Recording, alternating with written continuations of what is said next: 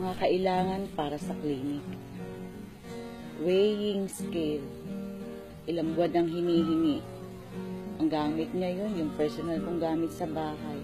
Binigay ko na sa clinic. Electric fan. Mahirap mainitan ng mga buntis. Baka kung mapaano pa.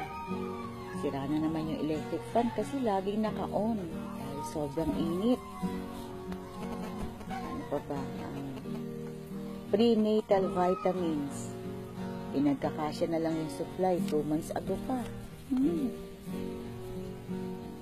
Postnatal medications. Pinagkakasya na lang ulit. Sobrang konti na lang ng supply. So, kailangan ko pa to. Pang ultrasound.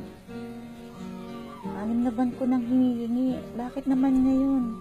May budget na. Pang BP. Ang ginagamit na lang ulit yung sarili kong gamit. Kailangan ko rin ng dagdag na nurse.